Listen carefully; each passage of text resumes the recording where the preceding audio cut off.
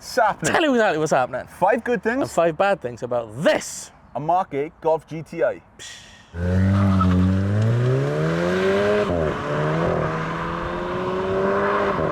So my first good point is the heritage.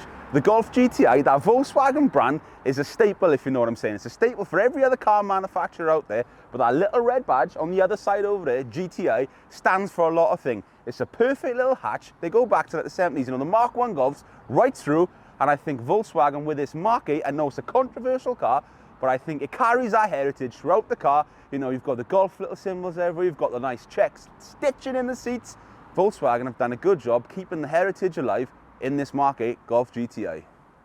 So the first bad thing about this car is the pumped in sound. Now this car's got 2 exhausts on the back. However, if you're driving inside, you wouldn't know that because all you get is this fake, cinematic, computer game pumped in sound. It's awful.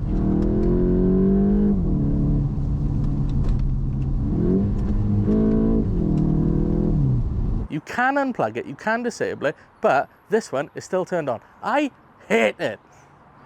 So my second good point about this car is the looks. I'll be honest with you, I think it's a good looking car. Again, Mk8 Golf GTI, very controversial, very divided by people. When this first dropped, I love a Mark 7 if you know what I'm saying. I thought, you know what, but it's grown on me to the point I went and actually bought one. I think it's a good looking car from the front, from the side. The interior, it's very driver focused the way it is. Basically, it's very similar to an S300 anyway, if you know what I'm saying.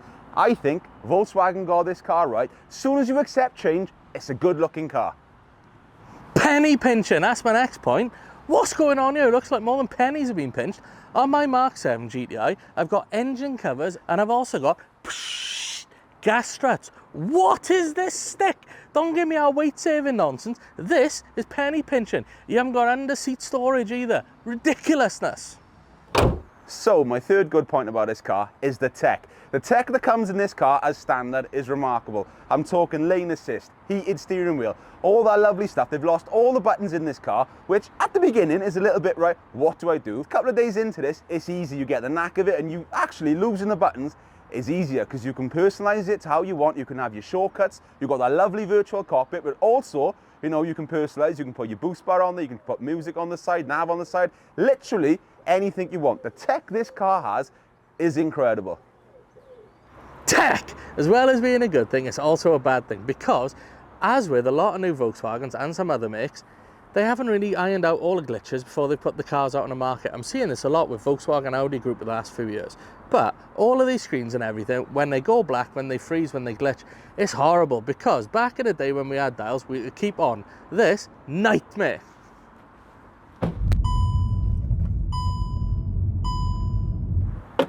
My fourth good point about this car is the fuel economy. The miles per gallon this car actually gets. Now I've had this car 6 months, so I can tell you what it's like on a hooning stage, on taking it sensible stage. This car is actually pretty good on miles per gallon. If you're gonna boot it, foot down, manual mode, you know what I'm saying, playing with the paddles back and forth, you're still gonna average about 29 miles per gallon, which I think is pretty good. You take your time on a motorway, set the cruise control at 70. This thing at some points has been doing high 40s on the miles per gallon. For me, for a little performance hot hatch, I think that is pretty damn good fuel economy. Next gripe about this car, these things back here. 5-door. Now I've got a Mark 7 Golf which was available in both 3-door and 5-door. Naturally I went for the 3-door.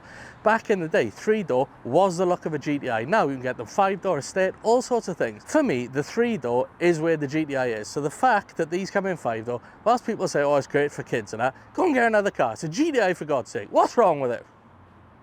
So my fifth and final point on this car, it is a perfect all-rounder. Word of the video, all-rounder.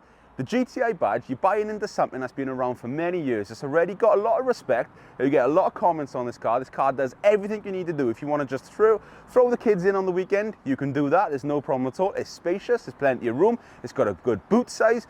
If you just want to have a bit of fun with it, foot down, it can do it. This car is the perfect all-rounder, and for the money, for the looks, perfect all-rounder.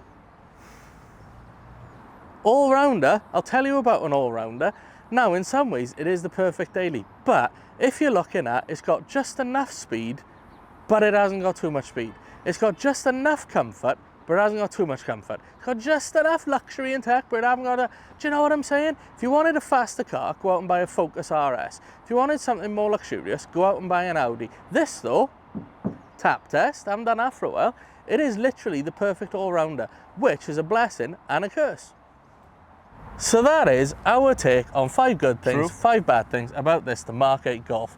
I mean, the thing is, everybody's got a different outlook on it. 100%. Everyone has a different budget, different opinion. They want different things. But for me personally, I think it's a great car. And as well, those IQ lights, I forgot it earlier, incredible. Different foxes for different fields, as he would say, innit? Yeah, 100%. Anyway, thank you kindly for watching. Until next time, boosh.